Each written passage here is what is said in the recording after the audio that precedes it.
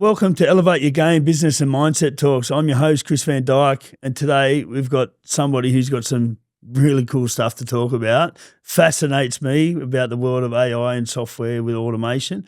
Rami, welcome to the podcast. Thank you. Good to be here. Look, if you could, tell us a little bit about yourself and what you do, so the guests can get a bit of a picture about what you do, mate. Easy. So go way back to 2006, roughly. Started in the refrigeration industry. Funny enough, I've cycled through a fair few niches. Originally a refrigeration mechanic, building cool rooms, fixing fridges for the commercial industry. Shifted into heating and cooling, focused on residential and existing and builders and so on. Grew through that and then fell into marketing at around 2009 when Facebook roughly started their online marketing processes. They reached out to us, start a page, here's a few credits, started playing around with that. And I was always a business go-getter. So like always chasing, how can I grow? I want to do this, I want to do that, And when I started early days, I started with my dad, which owned his own business, obviously. And wanting to grow that business, he didn't want to. My dad's old school, wants to work on his own. You know the style. Like, yeah. Exactly. So I was like, all right, I'm out. I'm going to go do this on my own. Came to Sydney when I was 17 and got my license so I could start driving early and start doing my own work. Got my license, headed back to Melbourne, started the business at 17. Pretty much just with the assistance of my dad. So I was very, very lucky in my early days of starting business. I wasn't starting from scratch. He had a really good operating business. So he was just giving me clients. I didn't have to look for customers or nothing. So I was very, very lucky early days. But then it wasn't enough for me because I wanted to grow. I wanted to get more vans and all that. And then I found sort of a barrier in refrigeration. People just want to deal with you. They don't want your workers there. So I wanted to venture out and grow. So I looked into heating and cooling, found a good friend of mine in the industry, launched the heating and cooling division into the business, found that was way more profitable and a better business. So 12 years of doing that, running a heating, cooling, refrigeration. And then we sort of ventured in electrical, plumbing, all those kind of services. During that, I got into construction, started doing home renovations and small renovations I started with, and then got into the construction, building homes from scratch. And going back to the marketing, pretty much 2009, I got into the marketing process. And I didn't know nothing about it, but I was always tech savvy, loved the newest technologies and all that stuff. So learning best I can and getting the support and just watching online whatever I could. By around 2013, 2014, I had a hair and beauty salon I'd opened up. Funny enough, I got no hair. How do you go from a trade to hair and beauty? Funny enough, I actually had the trade going still. Yeah. But, because I wanted entrepreneurial mind, I wanted to grow and have all this stuff. So my uncle actually had a store had a shop in St Kilda that was just parked. He'd bought it and he wasn't doing anything. And I said, I'll rent it and I'll open up a hair salon for my sister. So then I went all out and just ridiculously but being young and dumb, I would say. And I just spent all this money and got loans and stuffed up myself completely because then I heard I opened up Solarium's hair and beauty and everything in the same location, huge store. And I was told while I was doing it by everybody, don't do it. And you don't listen, you want to fall yourself. And to be honest, I prefer doing that anyway. I got to learn my own way. Everyone was telling me don't because they're going to ban solariums. And I was like, let me speak to the supplier. And I spoke to him. He's like, nah, they're never going to ban them. You'll be all good. Trust me, we're fighting it. They'll shut half of Australia down if they do that. Because they want to sell it to you. Yeah, they want to sell it. So I trusted this guy because I was young and dumb again, right? So I went and spent like $300,000 on solariums imported from Germany, best beds in Australia. No one had what I brought in, and it was like the premium stuff. Put them in there, started doing really well with them. We just gave because it's solariums, I just pay an electricity bill with it. I just gave away free solariums to everybody just to get the brand going. So I was always into that marketing scenario of how to best get people through our doors. And we did extremely well and we had a lot of people coming through. And then running the hair side as well, we did an amazing job there. The girls we had were doing an amazing job. My sister, my wife now was working for me at the time as well. And then what happened was the solarium got announced that they just banned us. And I was like, how long were you open for? About 12 months. Wow. Just about 12 months, maybe just a little bit over. And there's nowhere near I made the money back. And I was like, no, you can't be kidding me. So in between this, what had happened was also 3 doors down, there was a cafe. And I became good friends with him, obviously, and he wanted to sell. So I bought the cafe. And I'm like, stuff it, I have a cafe and a salon next door to each other. So now this solarium gets banned and I'm turned off everything. I'm like, you got to be kidding me. I'm in a massive loss here. So then we're like, maybe they'll buy them back. So they sent us a buyback and they offer us $5,000 a bed when I paid 40 grand a bed. Like, I'd rather burn the things in there than bloody give them back. Of course. So I put them online and sold them. You know, people were because you could privately own them. So people were buying them privately. And I still lost a lot of money. I never got back even close to what I purchased. And then I just got turned off. I didn't even want the hair salon anymore. My sister sort of got over it. We all got over it. So I'm like, all right, shut the whole thing down. I literally pulled the place out. 24. So you're 24 when you started a salon. How old were you when you're doing refrigeration? 17. Oh, I started at like 15 years old with my dad. Yeah. And then by 17, I was running my own business. Yeah, so 17 running my own business. By about 24, I had the salon roughly. Yeah. And the cafe at the same time. And the cafe, I had a partner in there. We partnered together. Just was, again, a silly buy. We don't know the hospitality industry. Far out, it's hard. I'd never step into hospitality again unless it was something extremely worth it. But at that time, it was cool, you know. I've got a hair salon. I'm going to own this. I was telling people I'm going to buy the whole strip. And you know where the strip was? It was St Kilda Road. Yeah. I needed a few billion to buy that strip. I got excited, you know. Young mentality. I want to own everything. Of course. I even tried opening a car wash across the road, but lucky they rejected me because if they didn't, I'd be really stuffed, you know. And so then I ended up just shutting the salon down, and then I went to sell the cafe. I just needed to get rid of it. I was disheartened from all that. Go back, focus on my air conditioning business. Massive loss. So everyone was telling me, we told you so, and you know, you hate hearing that I told you so. Yeah, of course. But I sort of accepted it. It is what it is, I guess. The salon we opened was gorgeous. It was such a beautiful place with a lot of heart and soul put into that joint to look really good. And it was just a bit of a shame to watch it all just get demolished, you know. Well, internally, and then my uncle just released out the building. So then what happened, I got rid of the cafe as well because I didn't want to drive to St Kilda anymore. I was turned off on that drive completely. So then I just said, let's go back. Let's focus on the heating cooling business. This is what I'm good at. Let's grow that. So then we did focus on that, and we did extremely well. We made a lot of noise in the industry. We got on radio. We were doing marketing everywhere. Everywhere we went, people thought we were hundreds of vans on the road, but we weren't even close, you know, because we just marketed really well. And you know, back then marketing was so fresh as well that if they saw you on TV, well, you must have 100 vans on the road. Who goes on TV? Or you must have just paid like $100,000 to be on TV. Exactly. Right? And why would you do it with one or two vans? So we're on TV, we're on the radio, all stations, we're doing crazy stuff. Long story short, got into construction as well. Was doing construction at the time, small renos, and then I've got a friend of mine that came and me and him decided to buy a block together, which was probably one of the worst decisions I've made in my life. Me and him just were too young again, and we tried to leap to the top of the ladder instead of taking the baby steps. And what we did was we went and bought a very expensive property. We were pre-approved to get the loan, and then when we bought the property unconditionally at a auction, and we put our deposit down, what had happened there was long story short is don't ever get private lending, because what happened with us is we bought it. There was a luxury clause. The bank said, no, we're not giving you the money for this. There's no home on there. So we just bought a block of land in Albert Park. Yeah. And long story short, anyway, it was a massive nightmare. We ended up losing all our money through interest, pretty much. We ended up paying like $600,000-700,000 just in interest because it was because no one would lend us the money, and we sort of got arrogant. Instead of losing our small deposit, we thought, no, we'll do this for private lending and we'll make money. Yeah. We built a beautiful home. It was showcased. It was in The Age. It was everywhere. It was a beautiful, beautiful home. $3.5 million home, right?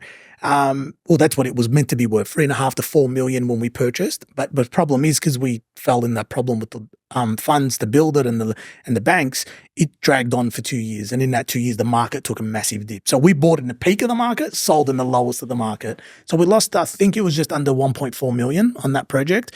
That's kicking the guts, you know? Especially when we don't have businesses that are turning over that high money that can just save you from that. Can't just lose 1.4, and we did. But hang on, you just had a hair salon. Yeah, that I just lost on. That you just lost. Well, that was probably 5 years between it. Okay, but you've just gone through that, like within 5 years, and you had to get rid of the cafe. Yes. To now going on to another business venture. It's going downhill again. And it's going downhill again. And where'd you go from there? So pretty much when we sold, we were just grateful that we're out of that project. You know, I saw when we were doing that project, enough. I was just like, this is never ending. I wish it would just disappear overnight. I wake up and it's gone. You know, we went through a nightmare, me and my partner in that. And we stayed solid together. We got through it. He's a champion. We and him, a lot of people were like, we don't know how you wake up every morning to us, because they saw what we were going through, and we fought through, we got through it, and we got it done. Then beautiful COVID comes, and I'm just like, far out, we're never going to get a break. He was just kicking us. You know? And we're like, now our construction business, that me and that partner of, so when we bought this property, we partnered and opened up a construction business, and we started doing work for all these customers, and everything was flying. We're making money. We're doing really well. Everything was good. We're going to grow this business. Then COVID came, and it just, why it slammed me was, again, not enough knowledge in the industry and contractual wise, and we didn't have any fall and rise clauses in there, and COVID came, prices shot through the roof, delays started happening, my contracts didn't assist me.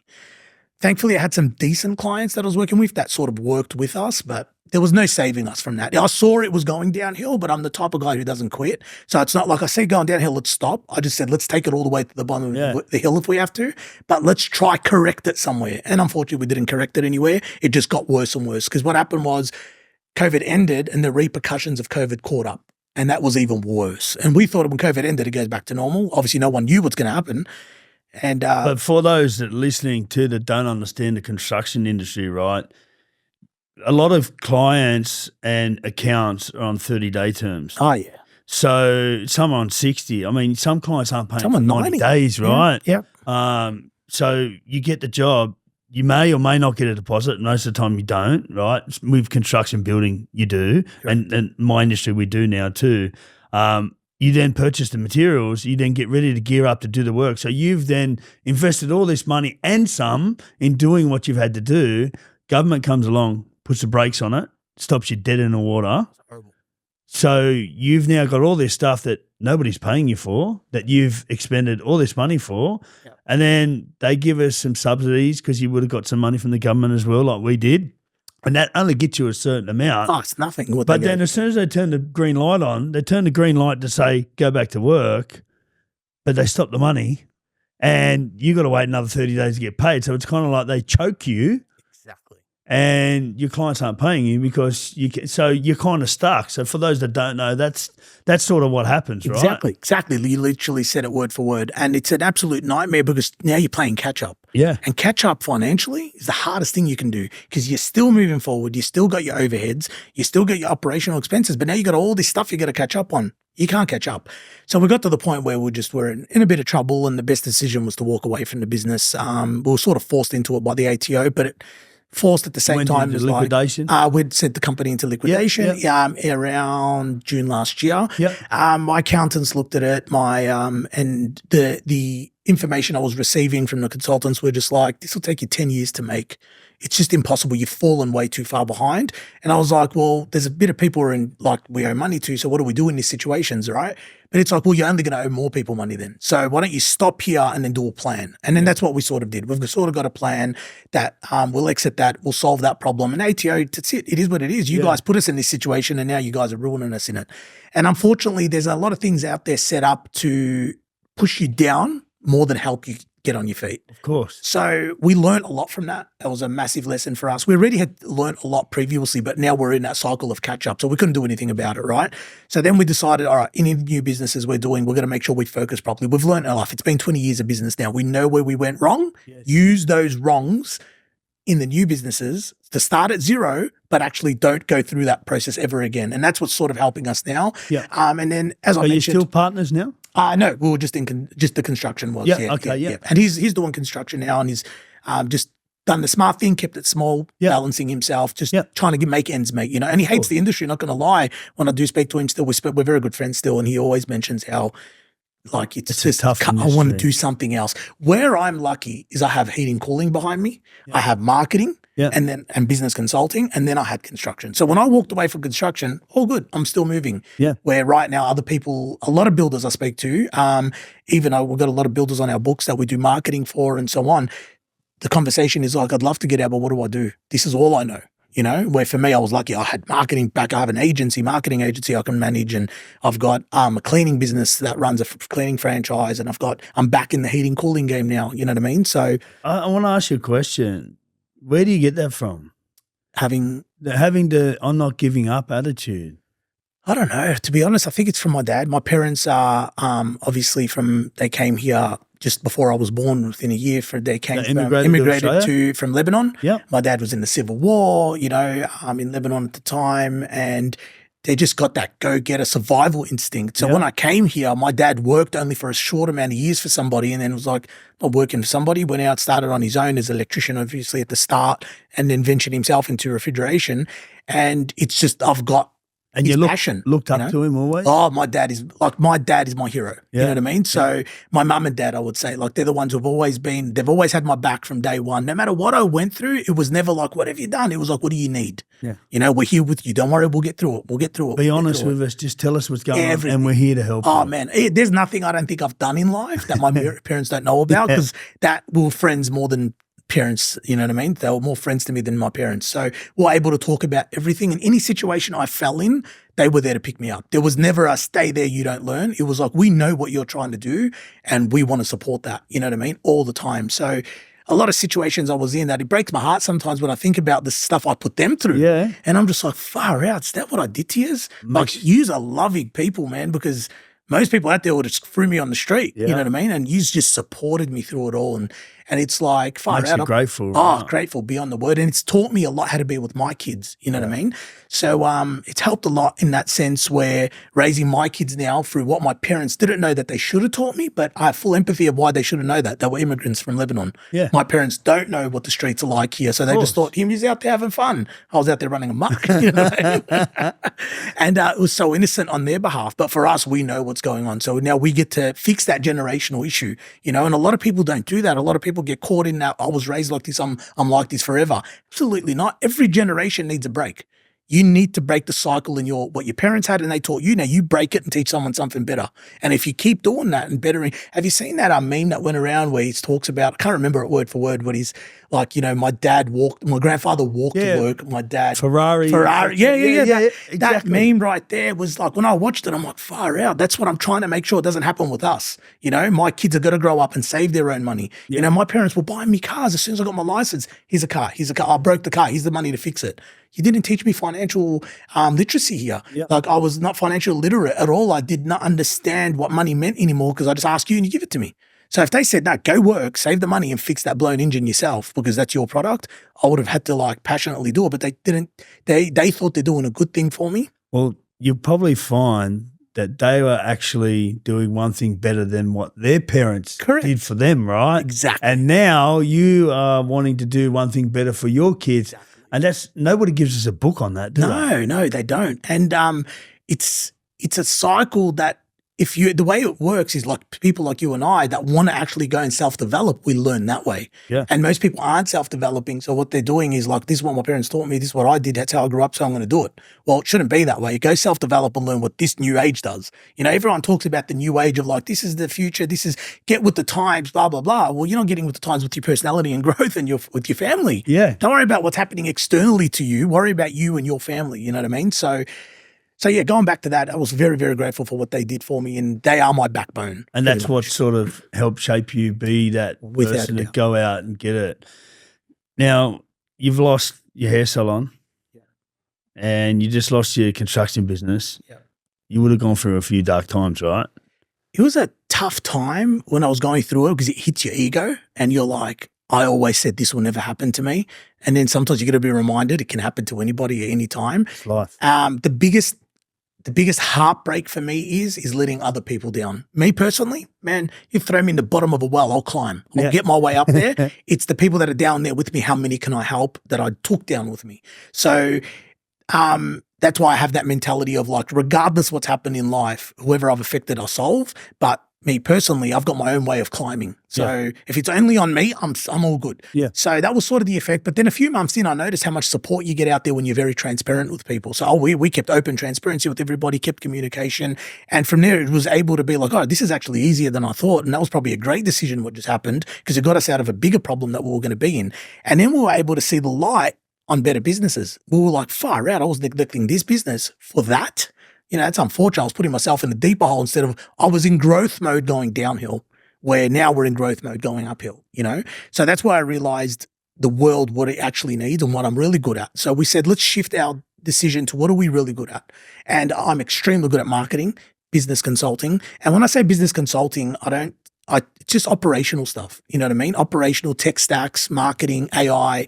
We're very hardcore in the AI development space at the moment, as you know, building our AI system, IVAS.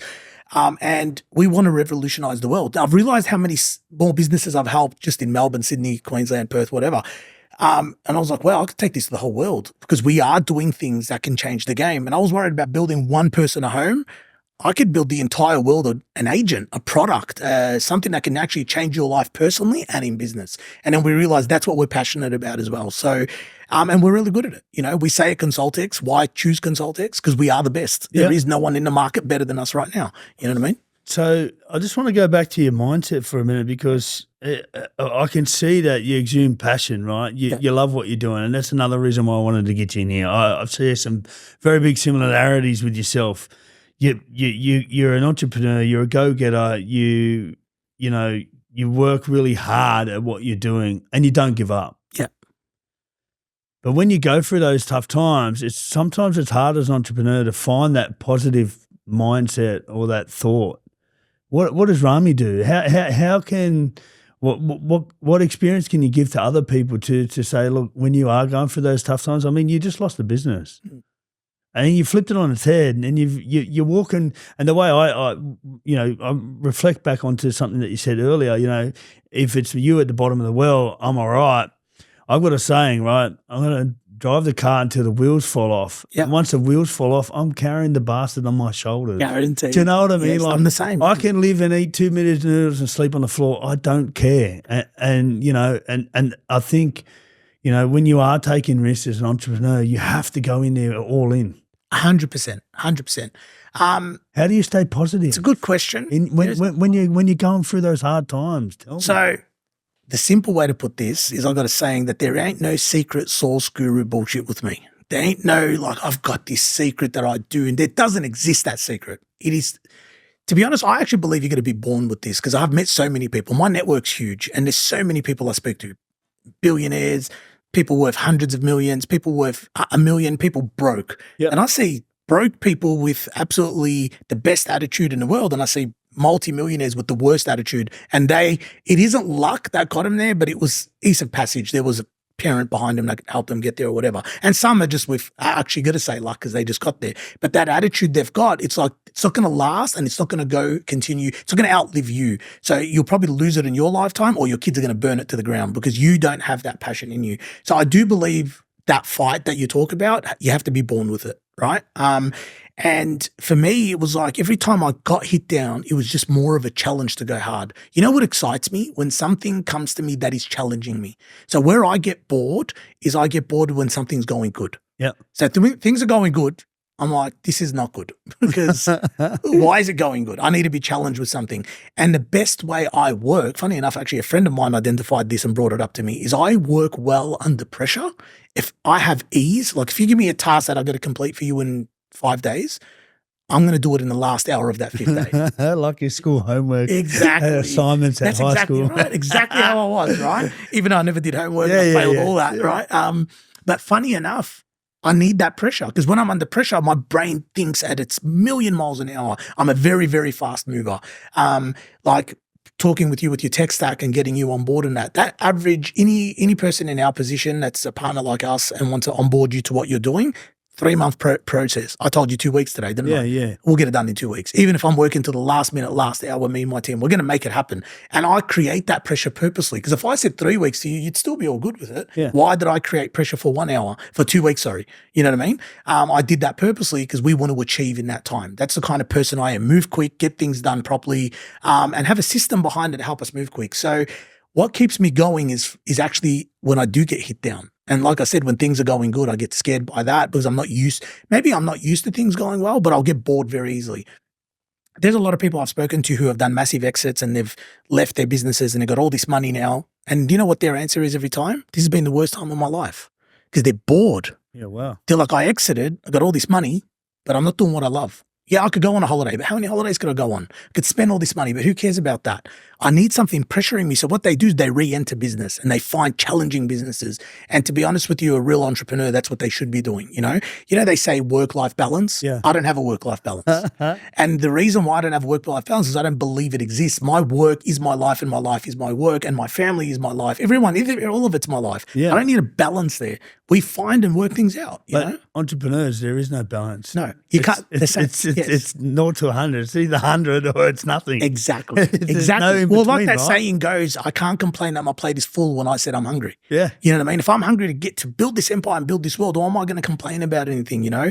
And I'm very lucky because I've got a very understanding wife. I am never home.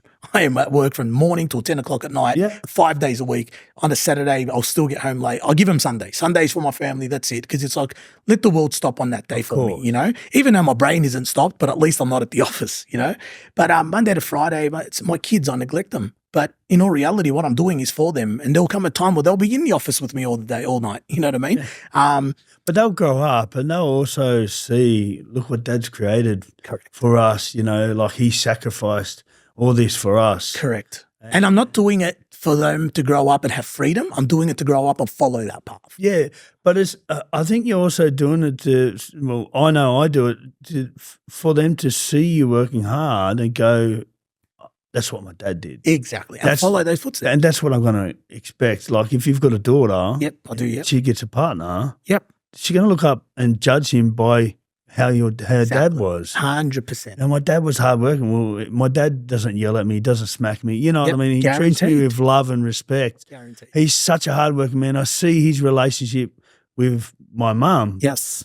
And that's what I deserve. 100%. I'm not going to take anything less. 100%. Agreed. And my son's the same thing, growing up and understanding what being a go-getter is and achieving is. Right now, my kids ask me for things all the time and they're really young. My oldest is 7, but like we still put that bit of pressure on. You got to do this to get that. Yes. You're not getting any of this until you've achieved this. So now he's working hard to achieve it. He's getting that from a young age where my parents were a bit different. We're like, I want this and they feel bad they give it to you because they didn't get it when they were young and they weren't taught work to get it. They just said, you're not getting it because we don't have money, obviously, because they were overseas.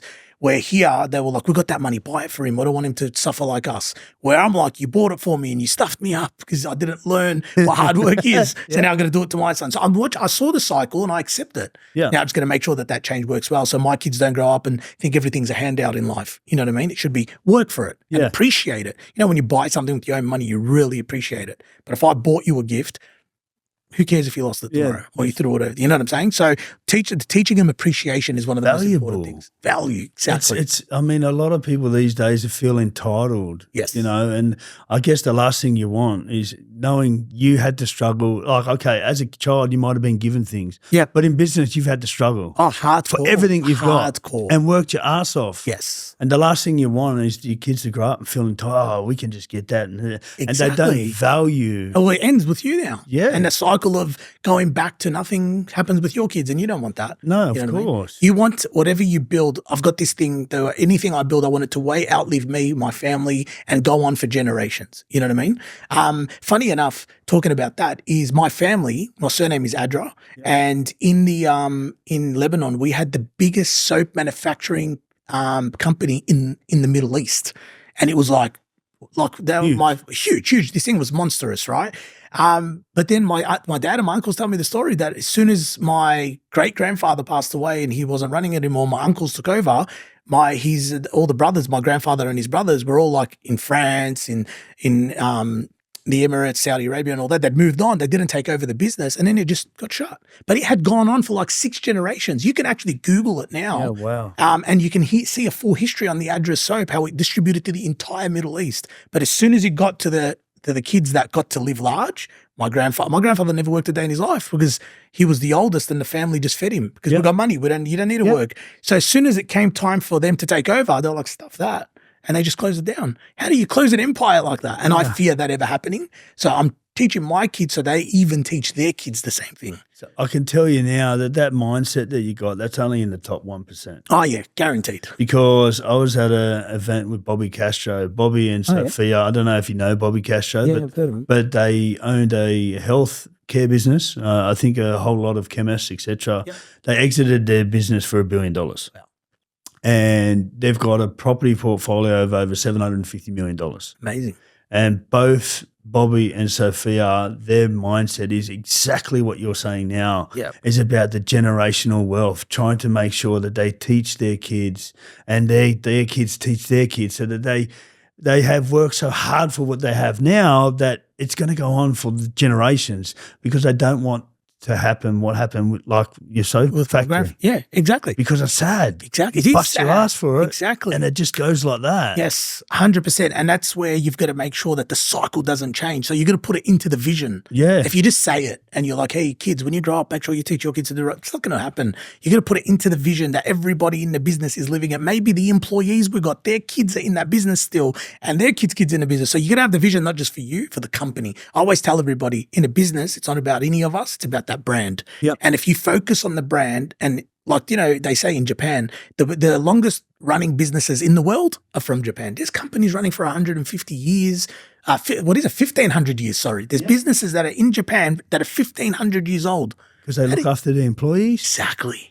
They Discipline. They do fitness. They pay them to, get massages. They do all these extra things. They don't run businesses. No. They run life. Oh, it's the culture. Exactly. They create the culture. Yes. Exactly. And they've differentiated themselves a lot from the way the West operates, and they've stuck to their way, and it's proven success. Yeah. So once I learned that, I actually started looking into the way they do business and why they last these things. And there's always an amazing operation that they've got, and it's the council that they have and how everybody's involved. And they don't have this guy made a decision, that's how it is. There's laws that are from 1,500 years ago still within those businesses operated that way. They didn't change with the times, the laws of the business, right? The bylaws. They don't change those ways because it's new time. They said, no, for us to live 1,000,000 years, we must follow this forever. And they concluded that, and they do that. Where, this new age thing, move with the times. Yeah, move with the times. Bring AI into your business and make it more efficient.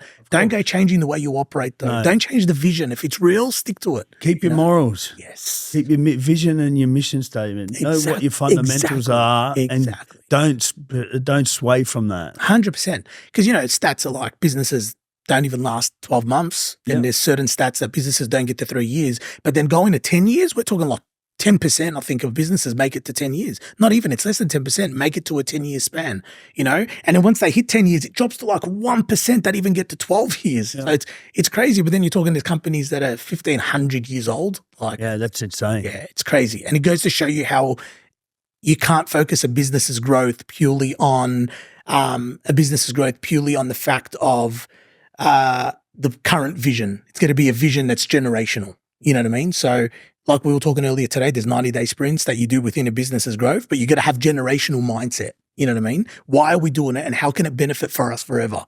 Not benefit for us for 3 months only, It's crazy stuff. How important was it for you to have such a supporting partner? I didn't think that way when I was getting with my partner, obviously. I didn't think that way about having a supporting partner in business. I think my mindset was sort of like, grow my empire. Not partner in business. Yeah. Partner in life. Yeah, my wife. Yeah. So like when we got together, I was young, obviously, and I didn't have the mentality of how does she align with my business life.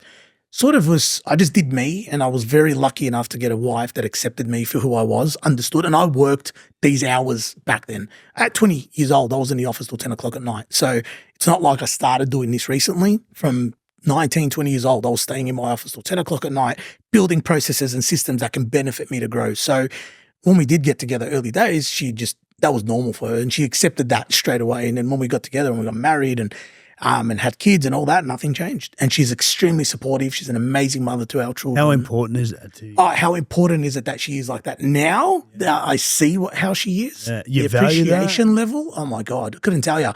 The best thing a man can have is go to work every morning not having to think about what's happening with his wife and kids that day. I cannot speak to my wife for 3 days, and as long as obviously, because she's all right, I don't have to stress about nothing. I know my kids are looked after, fed, whatever they need is received. There's no reason for me to stress. I've got people that I know that go to work and they're stressed if they're going to get home and their kids are safe, or their kids are even home because she's taken off with them, all that kind of mentality. Yeah. I am extremely lucky on the level of my wife being to the point where I just need to check if she's texted me if she needs something. Yeah. You know what I mean? Like the amount of level of trust, I don't need to know where she is anywhere at any time. Like that's the most important thing a man like us needs in business, because we can't have that stress of what's happening at home while we're trying to grow an empire. It just doesn't balance. No. You know, you have a small fight with your wife and you're at work and you're a go-getter and everything, but it's stuffed you for the day. Yeah. You know what I mean? You're sitting there, you're working, and it's just playing on your mind. And it's like, that's why peace at home is, for people like us, peace at home is actually the most important thing. I don't think you'd be successful without peace at home. Can't be. And that's why a lot of divorce happens. Yeah. Because they get into business, you're in business and you get with a partner in life and it's just an unbalance. And then, unfortunately, an entrepreneur chooses his work balance. Yeah. And he blames everything on that situation. And sometimes it is the case, because if you don't have a supporting partner, I personally believe, well, you got to choose one or the other then. You know what I mean? And pretty much asking you that same question, how do you feel about having a supporting partner? Well, look, I've had a partner previously that wasn't supportive. Okay. And it was destructive. Okay. Affected your business life? Massively. Okay. Massively. Couldn't focus? No, nothing. Everything was going wrong. Home life, family life. Yep. It was terrible. My business was suffering. My mental state was suffering. Put on 15, 20 kilos. Yep. Like I was 123 kilos. It was terrible.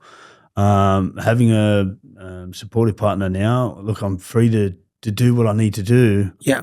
I don't hang out with mates. I don't go to the pub. I don't go to the club. I'm work or I'm family. Yeah. Sundays are my days. Yeah. And I would not be at the level that I'm at now without my now wife. Amazing. I've been with her now for almost 5 years, and where I've gone from minus 400, almost losing everything, lost my house. Yep. To now having a showroom, having a factory, having 24 staff. It all comes from that positive. And more important than all that stuff you got is the mindset that you got now. Of course. And that mindset, you go to work happy every day. That's actually worth more than everything you can gain. But it also, because of that peace at home, I want to be a better man every day. Guaranteed. So now I go looking for things like, that's why I found you. Yeah. You know, I want to implement AI and automation, and that's massive to my business this year, and that's why I brought you along. Look, we're going to wrap this up because we're going to do a part 2. So for everybody listening, this is only the start.